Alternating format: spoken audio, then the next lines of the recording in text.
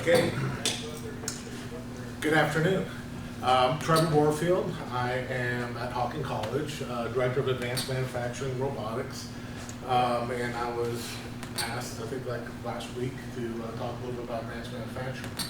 Real quick, who here is from like 6th through 12th grade? So we have a couple. All right, so when it was brought up about advanced manufacturing, this presentation is for YouTube, because that's what I was scaling it to. What else kind of audience then? We have just a higher ed or anybody from industry, college, okay, so we're kind of, all right. So that's what I was putting together for, I mean, it's all for everybody, but my mindset, my audience I was looking at just for 6th or 12th grade, is I found through the years, when they say advanced manufacturing, it gets a little fuzzy out there when I've been working with 6th to 12th grade. And I'll tell you why I kind of mentioned 6th to 12th grade here momentarily. So, like I said, I'm at Hocking College, and I guess cat's out of the bag. Prior to Hocking College, I've been here for, I think this is my 4th week. I was at Ohio University in Lancaster, and I really was stationed out there at the Workforce Center. So I did a lot of involvement of getting the engineering technology program kind of up and running. Well, kind of, I wouldn't say up and running. It was been going back, like a little HETP restructure there at the Lancaster campus. Big mistake I had there, one of the first things is I live in Pataskala. Anybody up there, Northerners up there on the 70, Etna? Talking about a busy area. I just saw there's like 2 Amazon places there and all the distribution places going there. Prior to that, I was at OU for 3 years. Prior to that, I was at Columbus State Community College for about 16 years. Then prior to that, I was at Rockwell Automation and Intech IRD and U.S. Army and any Warren local high school grads. Okay, well, that's why I graduated there. Yeah? All right, ooh, go Warriors. All right, so that's a little bit of background coming into there. So with that, a little bit of background.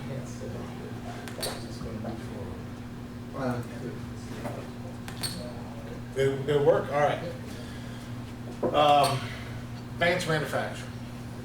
So we started saying, what's the definition of advanced manufacturing? I said, well, what's our greatest source that we could have? Why not the government? So the government's definition of advanced manufacturing is use of innovative technologies to create existing products and creation of new products. Advanced manufacturing can include production activities that depend on information, automation, computation, software, sensing, and network. All right.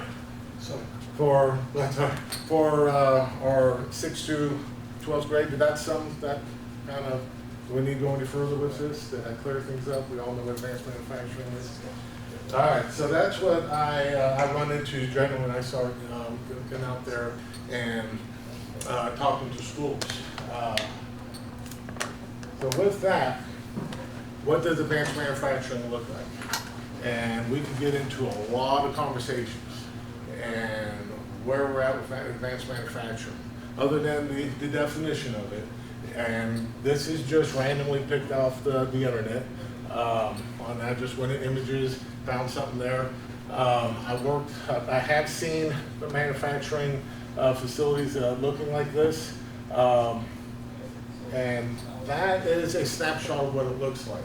So, and I go to like education fairs and job fairs, and I start talking about, hey, you want to get into advanced manufacturing, you want to get into engineering technology, and I kind of get the feedback that we are getting into coal mines, and we are also going to be launching the Mars rover at the same time. So somehow that combination gets in that conversation. So a snapshot. So I talked to some other people, and then we started talking about lights out manufacturing. So this is where things are going. So at the end of the day, you have a production system going on, and there's nobody there. All this stuff is being automated. So when we look at advanced manufacturing, there is a lot that could go on behind the scenes. I'm sure this is just tip of the iceberg of our topics that we're getting into things. So it's a very gigantic picture. It takes a village, so to speak, to make this advanced manufacturing work. So see if the YouTube works. So we start talking about lights out manufacturing. I guess that didn't work. Maybe so. Is it in here? Yeah. It may take a while to load or maybe ask for permission to load it. How much time y'all got? All right, well, we'll move on. It's just a little bit of a video on what we're going with lights out manufacturing. It was a few minute thing that kind of talked about it. So we're just kind of going along with that. But one thing also was wanting to look at with this picture is what do you see there? It's a climate controlled environment. It's clean. There's a lot that goes on around there. It's we're looking at automation going on in networks, the lights, we're in the building. I always have an appreciation as I'm driving down from the north down 33 and all the road construction going on and it's 100 degrees outside, people working on things. You're in a lot of times, most of the time, climate controlled environment. And there are exceptions to that. I would say that I've been in some foundries and stuff that could kind of change my mind on these things. But with all that to happen, we need these topics. So I told them my history. I've been at Columbia 16 years and been over at OU, now I'm here at Hocking. And in those 20 years, I've done training for a lot of these companies, all these companies. So I set up an industrial manufacturing lab, pretty much a history. I partnered with pretty much all these companies. And the bottom line that I have found with that is that these seem to be the common denominators of the advanced manufacturing that companies are looking for. It's an electrical, mechanical, fluid power, motor control, and PLCs. To have those foundations, then in conversation with them, you can get in the door, and every single one of these companies, universally, will say, yeah, we could train them our way. The interesting thing with this, Amstead Rail, Griffin Wheel, if you see a train going by, there's a foundry over there, I think it's like in Roadport. They make the railroad wheels, they're a foundry. So if a train going by, they have like 80 or 90% of the market of trains. They go with that one. So we're talking about, I think in the previous presentation, sputtering. Where's my TOSO SMD? There's a TOSO SMD somewhere around here. Maybe they didn't make it the trick, but or on the chart. But TOSO, they do that. They do that sputtering for the semiconductors. And when I was doing training for them once upon a time, they had a graduate, mechanical engineering graduate from Ohio State University, and they sent him over there to the program because he said he could write the book. He could do everything about it, but he's never done the hands-on part to it. We're talking about belt drives, chain drives, gears, and kind of getting that hands-on part, aligning motors. Worked with Boar's Head. They have a refrigerated warehouse over there by Wickenbacher. So when we start talking about the advanced manufacturing, we put HVAC and refrigeration in there. You need to have all that stuff. So I could go on. Luxottica does eyes. Mars Pet Care does the Calican and Caesar Pet Food. Kahiki does Asian spring rolls and stuff for frozen food. The common denominator of all these topics is they were looking for these kind of skill sets and getting them involved. They said, we could get people conversational with these skill sets and having that aptitude, then they could kind of train them and get them to where their product is. And that was a common denominator of what I've seen. So now I've also found that robots has definitely gotten into the picture there. And welding, kind of come back to that. When I put robots and welding down there, and I have a tendency of making things like an analogy to food. So robots, you saw that picture, there's a lot of robots there. But once they're going, once automation is going, once manufacturing and all that lights out manufacturing is going, it's fine until it's not. And that is where the skill set is where we're needed right there for your technicians go in there And what I found, and this is just we're recording Trevor, my 20 years of working with these companies, and there's all sorts of different places, but I'm looking here in Ohio, particularly central Ohio, is we're not really looking for the demand of installing all that. We saw that picture back there of installing that and like being innovative, but we're looking for those maintenance technicians when the line goes down, then there's thousands and thousands and thousands of dollars a minute that is that's going down the drain. So they need to be able to, what was talked about, have that problem solving and critical thinking, and be able to put all that together and be able to get that line going. So when I was looking at Hocking and looking at revamping our program, that's a direction for advanced manufacturing that we're going to be focusing on, these categories right here. So out of all that list, that is the focus that I'm looking at. Trevor? Yeah. I'm sorry, maybe you said this. Why are things in blue and black?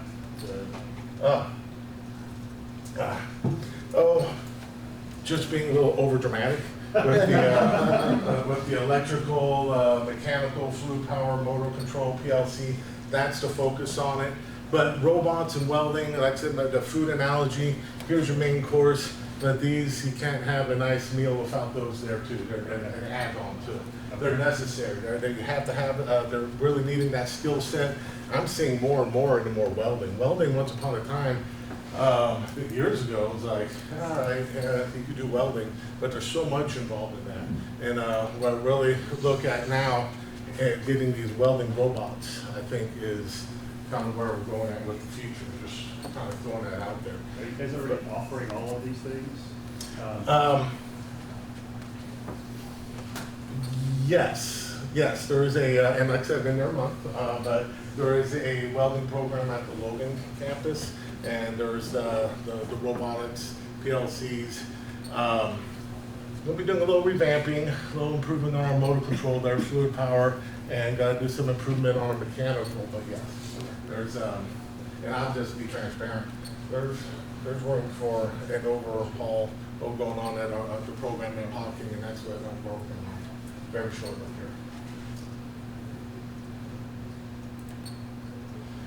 here. Okay, so the next thing is you start talking about engineering and engineering technology, and what is the difference on that?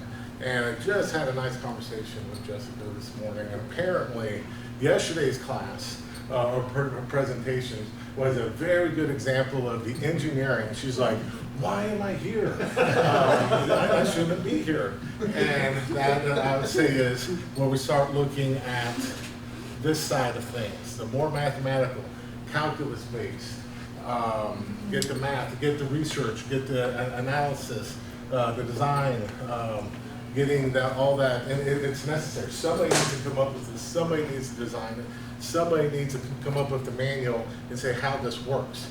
In my background though, and I don't mean to be critical on anybody, but you gave like this kind of the engineering side, a soldering iron, or some sort of hammer, usually something is blowing up or getting destroyed.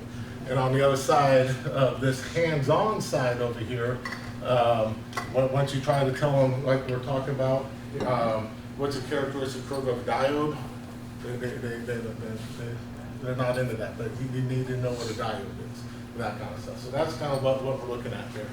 So on the engineering, we're looking at the research, complex analysis, somebody who's putting that, somebody designed that picture I had of their advanced manufacturing, all the robots, all that line, somebody designed that. But then somebody needs to put it together, and somebody needs to maintain it.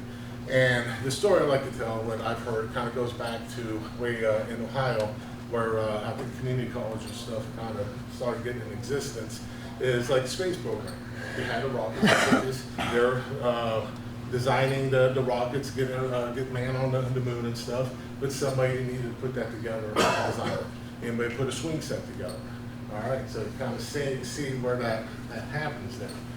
And our engineering technology, I would look at it as kind of touching on this, but kind of getting into this little sweep right here, is that we're looking at getting into manufacturing here in Central Ohio.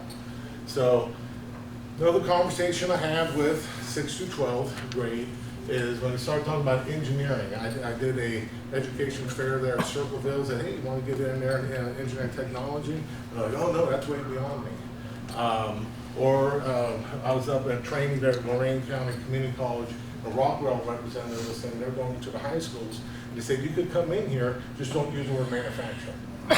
And that is something that we need to undo. And that was why my focus here was on E2 over here. So you can get that, what we're looking at into engineering, engineering technology, and we're not in yesterday's session of the rocket science going on here, but with this side, but we're getting into the hands-on problem solving, troubleshooting of well, being able to put that swing set together when you got crazy instructions going on. And I'm not sure if our video is going to work, but this is what this next slide is about. A lot of talk about the Fairfield County Workforce Center. Monday, I'm doing a summer camp and been doing this for the past couple of years. And why I keep mentioning 6 through 12 is to get the interest into engineering technology, because the skill set, there is a shortage, and it's not a secret. And it's been going on for a long time. I did a program with Honda back in early 2000, was about 2009, 2010, in a work study program going, and I was up there in Marysville, had the white outfit and everything, and they were trying to develop it. There was back in 2009, 2010, they're saying we're going to have like 200 retirees in the next 10 years. So just add 2010 and add 10 years, and it's already happened. So the skill shortage has been kind of in the works here in Ohio, particularly Central Ohio, for a while. But it's like also the biggest secret out there of the skill set. And what I'm looking at is we need to get to middle school, 6th, 7th, 8th grade, get them aware of this, make it a co-sci kind of environment, get the hands-on. So this is at the Workforce Center, as I used to call it Cage, where our ENGT program is, and get them on some hands-on experiences of it. So that's where we start. We need to start getting the word out early that this is a high-tech environment. And it's not just a dirty coal mines, unsafe place to be. There's a lot of regulation in here. And I can't say that it's the safest place. You are working with high voltage, 208 volts. That's probably low voltage. Well, I can't say that's low voltage, but lower voltage in some areas. So there are some aspects on it. But this is one of these skill sets that even a 2-year degree, don't really need a 2-year degree, but there's not too many places out there now where you're developing the skill set, working on a farm, working underneath the hood and stuff, where you're going to get that. And you can get out there for a 2-year degree, and I've had students getting offers of $35 an hour, which I don't know if that's good or not, because we went on a trip, went to Popeye's Chicken for 2 of us, and it was $30 for 2 combo meals. So I tell students, if you get $30 an hour, that's 1 hour of work for that combo meal. So, but that's what's going on out there. I associate the way I grew up. Even though I'm hypocritical here, but I'm allergic to death by PowerPoints. Very hands-on. Need to be dynamic. Need to be able to do things differently and kind of do things. Never know what to expect at work the next day. Those are the students that we need to grab in there.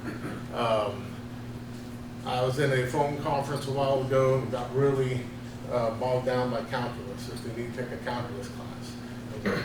No, this is algebra-based stuff. You don't have to be a math major. If we had to be a calculus math major, trust me, I wouldn't be up here talking to you right now. So we need the hands-on, the problem-solving, the troubleshooting, the critical thinking element out there. I don't know if this is going to work.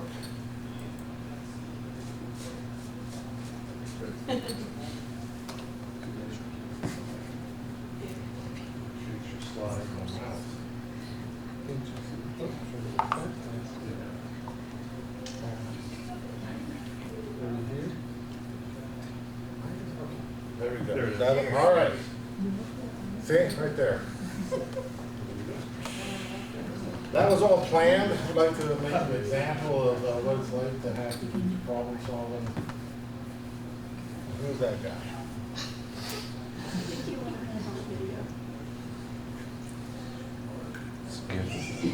Yeah, you're on the wrong video now. There you go. All right, you ready for this? Yeah. Brace yourself.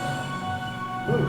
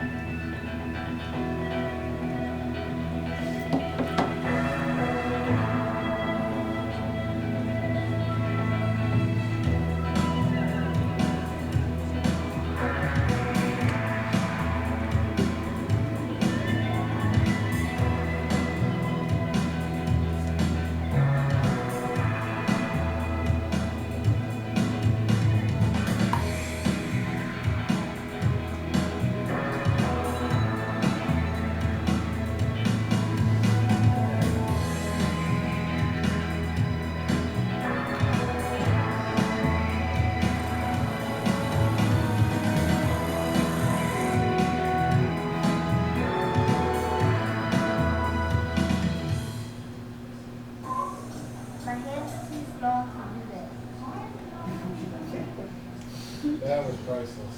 All right, so, Wait. The first young lady you saw in that movie, Nora, was one of Sam's students here. Yeah. Oh, really? Yeah, Yeah. I do the summer camps there. oh, yeah, all right. Elaine there at the end, she is something else as well. I taught her a few weeks ago at one of the camps. Yeah. She's a crazy child. So who did Yeah. the video, Trevor? That was me. That was Yeah. nice. Yeah. So that was a presentation at the end. So we did the 1 week. And my background, like I said, I was Columbus State, so I worked with a couple of workers, Anheuser-Busch, you know, all the list on there, adult workers. And I used to go over here to OUL, and next thing you know, I'm here doing camps for middle school girls. So I was scared to death, really. It just wasn't around that. And I wasn't sure of if it's going to be received, and what the reception's going to be like, and they're going to be able to do that. That gizmo wasn't Legos, but it was an all brand of Legos. It was 465 pieces of putting that together, and we had to do that, I think, like in 45-minute increments for 5 days, and it worked together in the problem solving and helping each other out, and that's what was the purpose of that, is getting that, seeing, hey, where's that? Are they receptive to that? And wow, I mean, they were smiling, they were happy, it was a fun environment. They were brutal on me, and that was just this reality of it. But that's where I look at skill sets. What I have found that this skill set is not for everyone, and that's what I do want to get that across. I've had students coming in there, and you know, there's something about the programming on the PLC or the robot's not right. It just doesn't work. And I'm like, and they want an answer. And I was like, you got to figure it out. And I get some resistance on that. And I don't know. So I haven't got an answer on that. So that's what I'm looking at through the 6th through 12th grade of is the critical thinking, problem solving, troubleshooting. That especially troubleshooting comes more of an art than a science. And not everybody is wired that way. There's nothing wrong with that. If there's more into getting the analytical side of things, that's a direction we need to bring these students. If they are very hands-on, and the way I grew up, tearing things apart and maybe getting it back together, that's maybe the direction that we need to go to. And it's algebra based. We don't need to get bogged down with this engineering technology on calculus and math and all that kind of stuff. That's the question is, you know, what math and reading are we looking at the certificate levels? I've been in too many meetings and conversations where, right, what math level they're at and all this kind of stuff. This is a success. We could look at skills. Hey, I could do math, I could do this particular thing, I could do this particular thing. But the successful student that I have found and getting out there talking with all this industry is this, these characteristics. One of my first things I did, I went out to Kenworth and I talked with a supervisor there. He was a student that had at Columbus State back in the day. And he goes out there to the line and says, hey, we need somebody to be able to go up there on the lift and be able to measure, three-phase voltage. We need somebody, if the robot overshoots, that they could bring it back and do some quick reprogramming to get things back going again. That's what we're looking at here. Now, there is that integration side where you could be a company and you build this stuff and you get it out there and you do all the programming up front, and then you leave, and then it works till it doesn't. And then what I'm looking at Hocking College is not really the integrator side, but more the maintenance technician or like a manufacturing engineer side of things there. All right, so where else are we at here? Okay, so speaking of Kenworth, there's supposed to be a video here. Oh, it is a video. It's coming up here. All right, so and I refer to back in the day, because back in the day, when I was kind of growing up, graduating high school and that kind of thing, when I first started getting into the manufacturing and the industry, things were broken down. You were an electrician or a mechanic.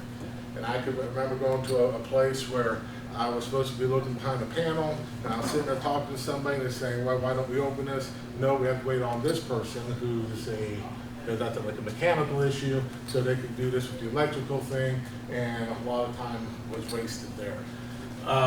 Those days, I'd say, are over for the most sense. These multi-discipline environments is more of an electrician and a mechanic. They want your operator to be conversational with the maintenance tech there, with engineering.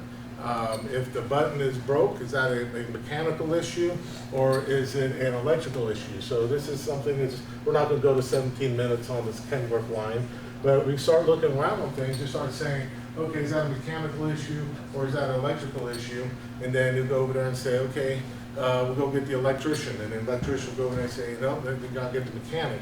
Those days are over. They're going to expect you if it's a push button, and then or to be able to diagnose it and replace the darn thing and get the production up and going again. I'm going to speed through here through what I was looking at around.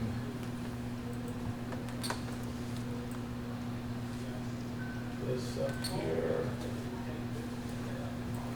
You can tell I'm one of those that were allergic to PowerPoint still, you know. But As we go through here, you can see just for the truck line, all the disciplines that go on with working on this. Okay. Here's my troubleshooting. All right, I was going to go to one of these robot lines going on here, but we'll move on from that. Careers in manufacturing, in advanced manufacturing. And this is one of those, I think, rare skill sets where you can kind of pick where you're going. The more you know, the more you grow. It's going to determine your skill sets, determine your future. So I'm looking at like electrical, mechanical, fluid power, and that's to kind of get you in the door. Everything that you add on to that makes you more valuable to the company. And that is what really needs to be instilled out there. And this is what I really instill everything to students.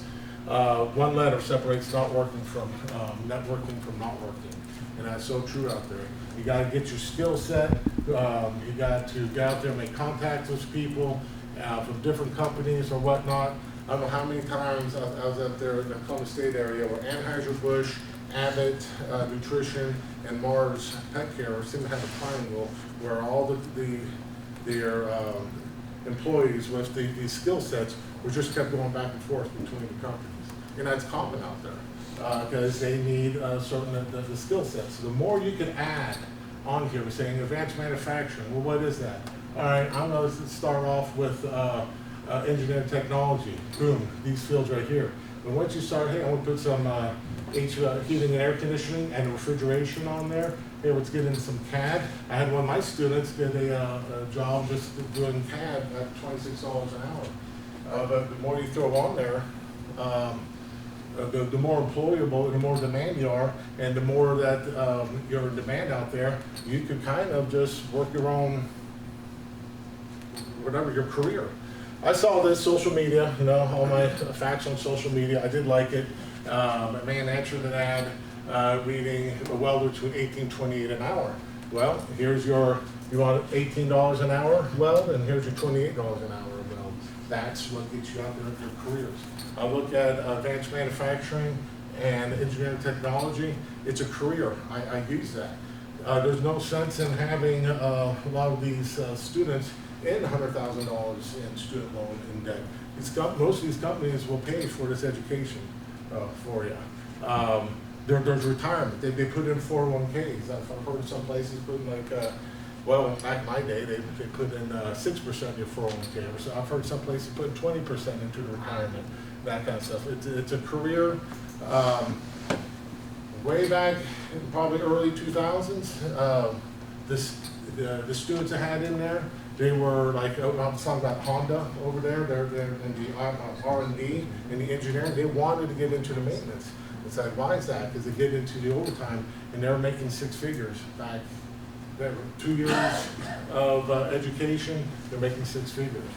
So I'm new to this region down here. I look up and down the roads and kind of get into some of the more of the rural spots.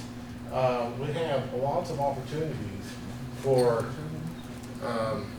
students to get into here. It seems like it's a big secret to me. I don't know what it is, but we need to get the word out, get it out there to the schools. I'm currently working a lot with Logan High School right now, trying to get some of these collaborations going, and kind of getting that different view of what advanced manufacturing and engineering technology is about, and that it's high tech, it's networking, it's the electrical, it's the robots, there's a lot going on with that. And then on top of that, credentials, and more credentials. That really is what sets you apart nowadays. So not only getting the degree, getting a certificate, but getting a nationally recognized or industry recognized credential out there is what sets you apart, and that's you're negotiating things at the interview. So many times, Kenworth was an example, and I've seen this, I've heard this just dozens and dozens of times, where they'll get a student or an employee with a resume, they could say they could do all this, they get out there on the floor, and they're lost. They don't know. And so these credentials then gives you have like NOCTI, a national credentialing company or an institution that's verifying that, hey, I got the cognitive or I got the hands-on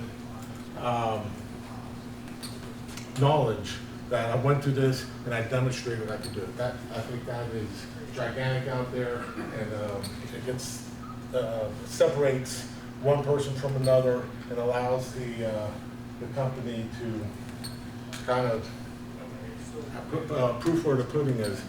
I did a lot of, in the past, where companies would go up into the industrial lab, and I've done a lot of assessments. Somebody wanted promotion, so I had to do some assessment hands-on, or to get hiring, and say, can they actually do what they say that they're coming on board for? So I can go, I don't want to steal all the thunder, because we're supposed to be talking about something right here. Any questions on that? What are you doing with the certifications? Are you currently using those? Yes, but I'm having a lot of resistance to the CPT certifications, and this is why. And it's who the audience that we're going to. So for example, I did the MSSC, so CPT, Certified Production Technician, and there's like 4 layers to get to the quality, safety, production, and maintenance. So Fairfield County Municipal Courts have probation programs going on, and so those are on probation. Went through there at the Workforce Center, and I was doing the MSSC, the CPT. But there's no interest in it. They just didn't want to go to jail. And I did not have a good attention span. So out of 8 students, 1 really was there because he wanted to change his life over or whatnot. He passed all 4 of the testing on it and got a job at Midwest Fabricator. The other ones, they just, like, I started explaining things and trying to do things, and they're like, listen, we just don't want to go to jail.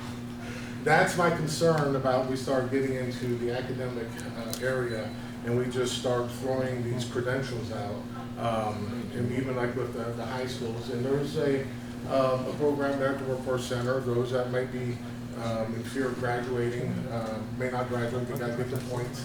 And if we set that up for, if you can take this and get points, then they're doing the bare minimum. And that's what I ran into with doing that CPT plus. Now, what I would like to do, and what I'm going to keep focusing on, is getting all those categories into the curriculum, and then kind of work your way through it as you're going through it. Instead of doing,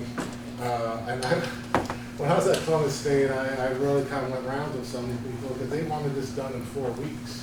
I'm like, we get this done in 4 weeks, but it's not going to, they're going to go over there and it's going to look bad on us because the industry, whoever is going to hire them, they'll say, well, they don't know they have this, and then it kind of gives everybody a bad reputation.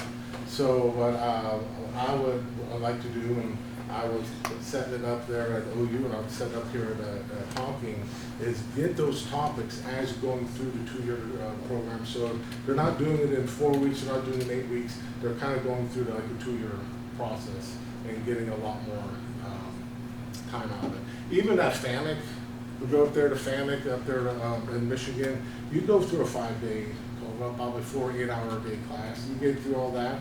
There's not a lot of hands-on with that.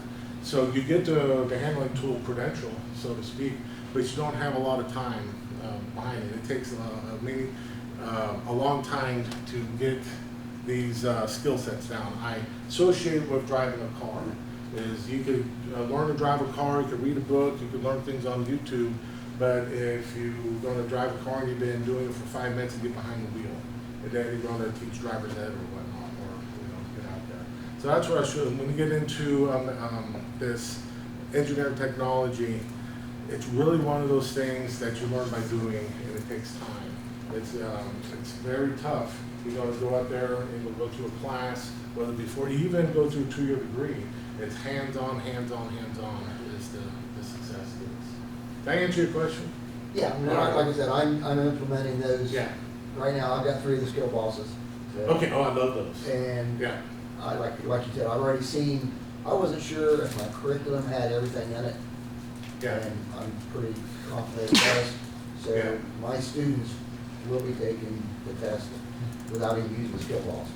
This is, so the CPT plus is, it's the hands-on part. So it's what we're going through this last time with the pre-apprenticeship program going at the Workforce Center, is you do CPT and it's just all online. It's boring. You can't get the students interested at all. So you get the hands-on part to it. Then that's a CPT plus that you can get that credential. But, and I'll stop talking here in a minute. But we've got to look out for the MSSCs. There's 4 categories. There's quality, and then there's production, then there's like a maintenance, and there's safety. Really should be 2 categories when you take the assessment on it. The maintenance is mostly safety questions, and the production is mostly quality questions. And when you do the skill boss, it's pretty much the maintenance stuff. The hands-on is the core stuff that industry needs. And that's where I've kind of had to juggle with that. So when I set up the training for it, I put safety and maintenance together, and then had them do the assessments for that, and I put production and quality together and have them do the assessments for that at the same time, because they kind of blend them all together. We could talk more about that. No, okay, that's what I want to do. Okay. Anything else? All right. And here's. Cool. I'm going to be short and sweet because I feel like a lot of the folks that are sitting in the room kind of have an idea of what it is that I have to say. But I want to at least make people know and aware of the fact that we exist. And we're here to help you all as much as we possibly can. My name is Jessica Smith. I am the tech prep coordinator stationed at Hocking College. However, I cover Hocking, Athens, and Washington counties. We used to have a coordinator at Washington State. We lost that position last year, and I took over the role of taking care of Washington County. If you look at the green section, it's really kind of interesting. Hey, look, the tech prep region lines up with the ASCENT region.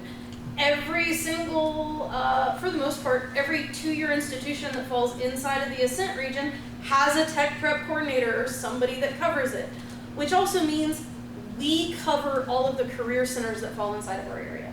So I work primarily with Tri-County, and I work primarily with Washington County Career Centers. I have a young lady that is out of Shawnee State and Rio Grande. She covers pretty much the entire southern part of the Southeast region. I have somebody that is at Zane State. I love her dearly. She does a lot for that general area. And we used to have I love Tara. We had an individual that was at Belmont. The position at Belmont was lost. We also had somebody that had been at Eastern Gateway Community College, and with the issues that arose with Eastern Gateway, that position, that wonderful woman there was able to retire.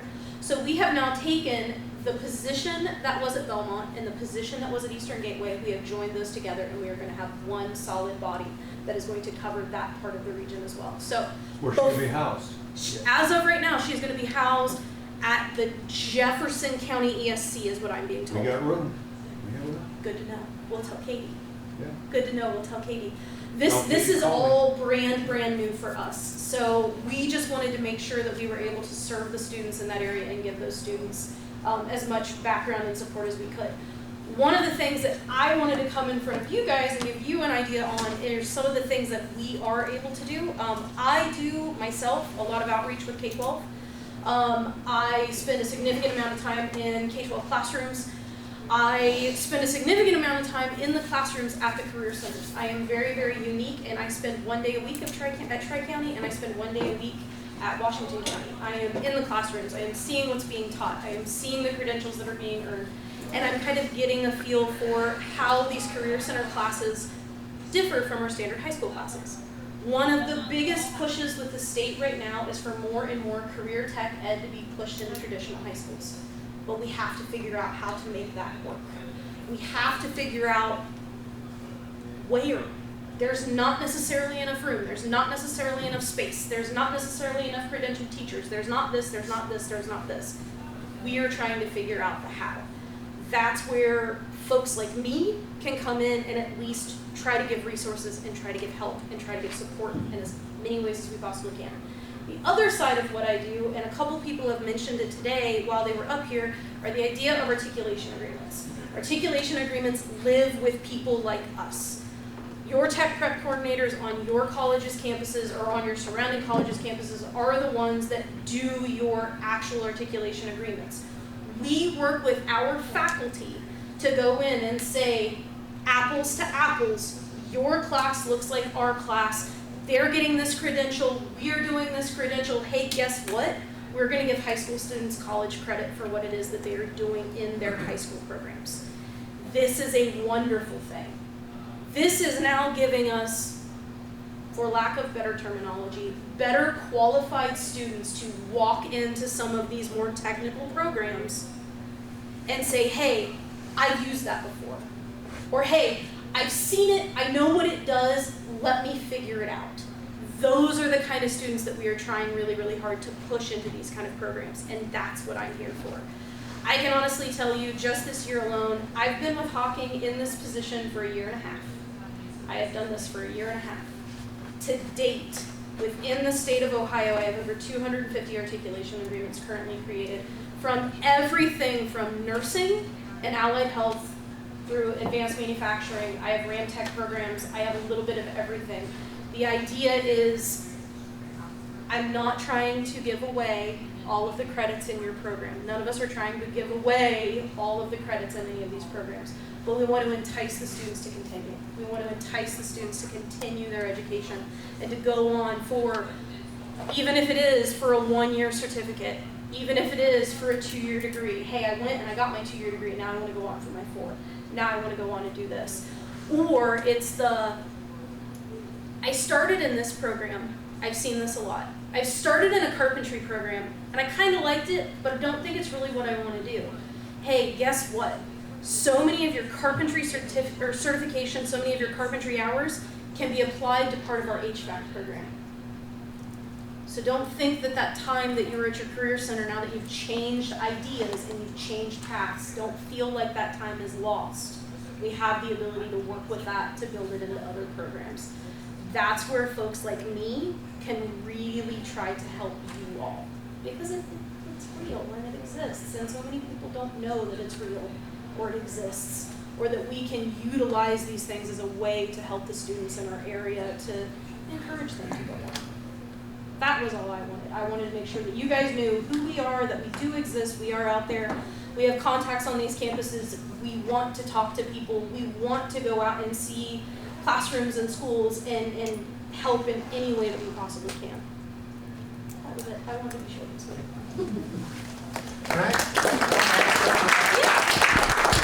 Articulation and engineering technology, pop through the engineering technology schools out here. We got to get on the same sheet of music. I've seen an electrical class, PLC class, robots class, and as we're doing this ASCENT network for articulation, it makes it tough when you're seeing, okay, we want to take this PLC, but you're Allen Bradley Slick 500, or we're doing a Siemens or something like that. We need to get a foundation that we could all agree on that can make this pathway of articulation a lot easier. The skill sets, the learning outcomes from fluid power, learning outcomes from PLCs. There's a lot of different brands, and there's a lot of robots, and what we're getting with the credentials. I think as we go along, we with this ASCENT network, since it's already together, working on that, what is our common denominator? I've had a hard time with that. But before I forget, the only other thing that I wanted to make sure that everybody was aware of and that everybody knows is all of this is public knowledge. All of this is all information that anybody can get access to. Anybody can see. Don't think that any of this stuff is hidden. One of the biggest things and one of the biggest pushes that we have right now are the idea of putting industry-recognized credentials more and more into traditional high school classrooms and into CTE classrooms. There are lists available on the Ohio Department of Ed website that give you every credential that the state recognizes, every single thing that are available to our students to help them get to graduation. We have sat down as an institution and started to say, hey, these are credentials that our kids are able to earn before they come to us. What should we start to include in some of our classes? What can we build upon in knowing that we have kids that are coming to us that already have these credentials? So for some folks, it's become kind of eye-opening that they can go in and they can see that at the high school level, it's all the way down the bottom, of course it is. Of course it is. Anyway, at the high school level, we have kids that are going out and they're earning all of their Lean Six Sigma belts. They're earning all of it before they ever leave high school. That's really big. That's really, really big. What can we do in knowing that we have these students that already have this kind of background? How can we continue to serve that student just like we would a student that walked in straight off the bus with absolutely nothing in their pocket? How can we make this work for both type of student?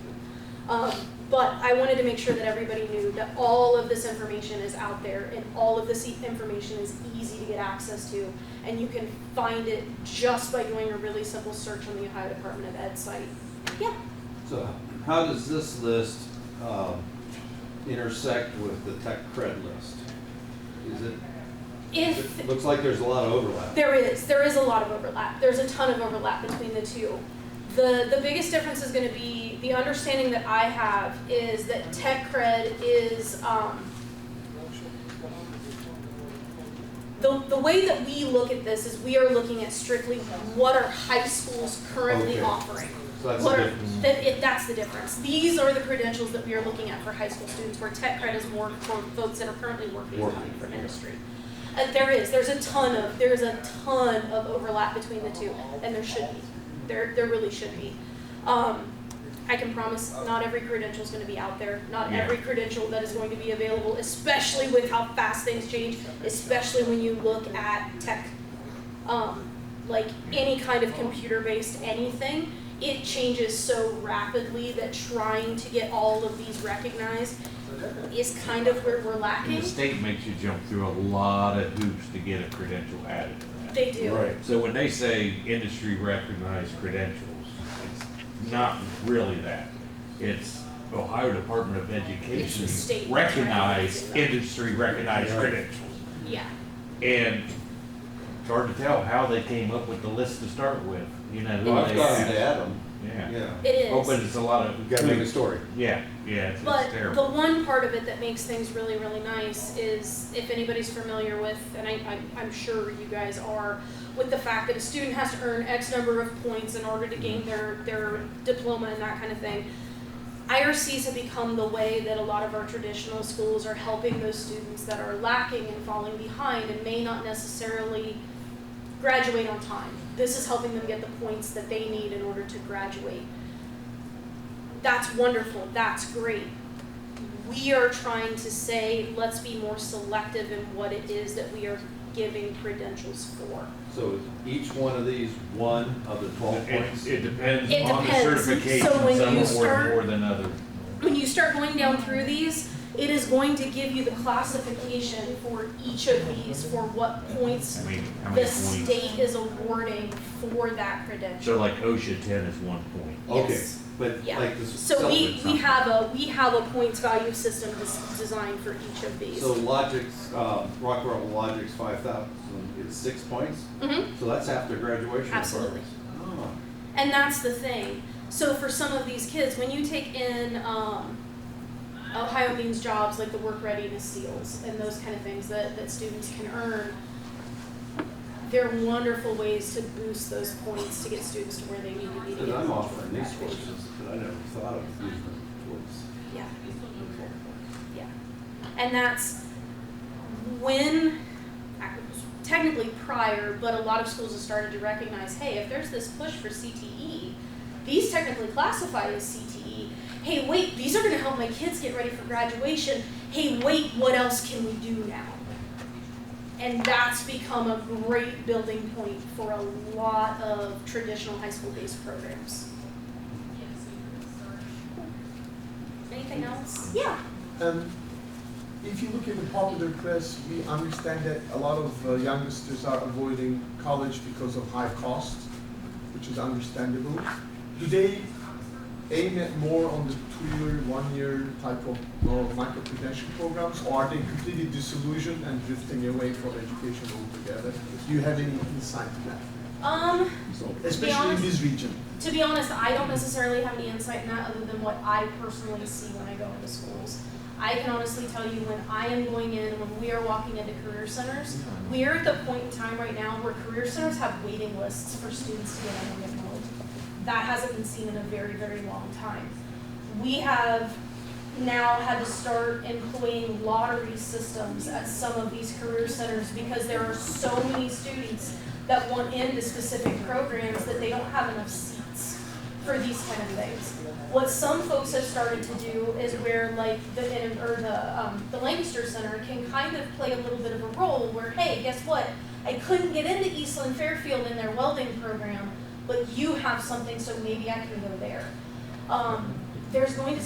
I feel like you're going to start to see a lot more of those kind of avenues open where we're finding alternate ways to put students into programming because there's not enough of it. Do you advise in that role, or is there anybody else doing that advisement? There are people put in place to do advisement. The state of Ohio has released funds for career navigators to be placed. It depends on the school, it depends on the county. There's a whole bunch that goes into the background on it. There are some, we'll call them private groups throughout the state of Ohio that have put funds forward to also try to beef up this career navigator role, and that's where they're coming into play. They're going in and they're doing aptitude style testing with some of these kids. They're trying to find interest for what the students would like to do, and they're trying to build that to figure out a great pathway for these students. Do you work with the navigators? In some aspects, yes. We work closely with the ones that are stationed at the educational services centers. We don't necessarily work very closely with some of the ones that are at the career centers unless we happen to be at those. I get really lucky when I'm at Washington County. I know their career navigator because I'm there. Can we get them here in the workshop next year? Is that Absolutely. like the scenario, the navigators? Absolutely. And also, maybe an honest, brutal truth, plain question. Is this material, do you think, interest to people like the solution groups that I mentioned, or are we far off to their interest level? And this, I would be happy to hear also K-12 educators' opinion, having been through some of our workshops now. So I'm going to be really honest. Exactly what Trevor said when I was sitting here yesterday. Now, I'm going to give a caveat to this. My background is in early childhood education. I was a preschool teacher, I was a kindergarten teacher, and then I went into mental health and counseling. This was like listening to German all day yesterday. I'm going to be really honest because this is not my world. I have an interest in it because I find it fascinating, because it is so far removed from anything that I know. I have I don't want anybody to take offense to this. I have no idea what you said yesterday. I really don't. And I don't want to be mean and I don't want to be rude in saying that. I don't. But going into the lab yesterday and being able to walk through and starting to recognize words and recognize equipment and recognize things that were talked about, that was a different kind of connection for me. I am one of those thinkers. If I can see it and I can play with it, I can figure it out. That's where things start to become real. And I think from my background, and tell me if I'm wrong, that's where you're going to get that younger group of kids. If you've got it and you can make it real and you can make it physical, that's when you're going to start to get the attention. That's when you're going to start to get that. That's not big, bad, and scary. Because right now, yesterday it was big, bad, and scary, and I'm not gonna lie about that at all. Because that was German. That was German. And if you lead with like the bells and whistles, and you lead with like the stuff where they can play with it, and it's hands-on, it's really cool, and it's interesting, and they can see videos of this, and it's super cool, but they can see it in person and actually mess with it, that's where you're gonna get the most retention. Absolutely. As well as like relating it to something that they already know. So many kids play video games. How does this relate to the skills that they already have with the video games and things like that? Well, that was like, I've worked with Chris kind of on an offshoot. Tech Prep used to have the Flex Factor program, and I was one of the administrators for the Flex Factor program. I've taught it to about almost 1,000 students throughout Southern Ohio by myself. Like over the last year and a half, that was something that I really took on because it put me back in the classroom, and that for me was fun. The program is wonderful. There's so much you can do with it. So I talked to Chris and he was like, hey, I'd like my interns to come and watch you guys do this. We did a presentation with over 300 students at Crooksville Middle School and brought Chris and the interns out and got the kids hands-on and kind of day 3 threw the interns in and they didn't really know what they were getting into. But it was that we're making it real. We're making this, it's not some big, bad, scary thing. We're going to the kids and we're putting it on their level and we're talking to them in a way that they know and understand. And I brought Legos. Who doesn't like Legos? And they're building things out and they're making it real. And then yesterday, I'm standing out here and I'm talking to the interns because those are faces that I recognize. And they're showing me these, they're makeys or something where they're making like, have you ever seen those? It's a mat and they made like Dance Dance Revolution and took it out to Crooksville for part of their science camp. With bananas. With bananas, yeah. They're making pianos with bananas and they're making DDR mats out of aluminum foil and poster board. You're making things more tangible for this group of kids and I know what that is. I don't know what that was. That makes it more realistic. And then it's not the scary factor. Thank you. Just a comment. I gave a half-hour talk to all of our faculty last fall, before school started. I'm going on and on about Intel. I'm showing the videos, the fab, and all this stuff, and just going on and on and on. I'm passing around silicon wafers, and all this stuff. And I stopped for questions, and one PhD in microbiology said, "What's a chip?" We talk this every day. Wow. And that's why when I was in Morgan down there, I said, take out your phone, beat it with a hammer, that little black thing in there with all the wires, that's what we're talking about. Right. So sometimes we get so caught up in what we're doing. That's But always been one but of when the you're things. doing with the younger, do use your interns, use your students. Stand back, observe, hover, be there in case they need help. But they need to hear it from people closer to their age. Because then they go, oh, well, if they can do it, then I can do it. They're not going to listen to me, oh, I was where you are 40-some years ago. They don't care about that. They want somebody closer to their age. By the way, on Monday, STEM workshop, we introduced some of those tools. If you missed that this year, next year there will be similar activities most likely. I'll have to see if I can. That's one of the things that I like about the Flex Factor program. With it, it's the idea of flexible hybrid electronics, Right. and you walk in with it and you look at the group and you're like, this is what they are. Right. This is what they are. You don't need to know how they work or Right. what all they can do. You just need to know that they exist and are Dr. real. Kaya's Yeah. research program is on flexible. On I love Wednesday, that. I did a Flextronics workshop. Did you? You should attend next year. We'll try to I'm attend. gonna But have to. we also, OU is also a member of Flex, Next Flex, Next Flex. and I'm the representative. We Oh, can cool. talk. We should Yeah, talk. absolutely. I'll sit down. Okay, thank you, Trevor, thank you, Jessica.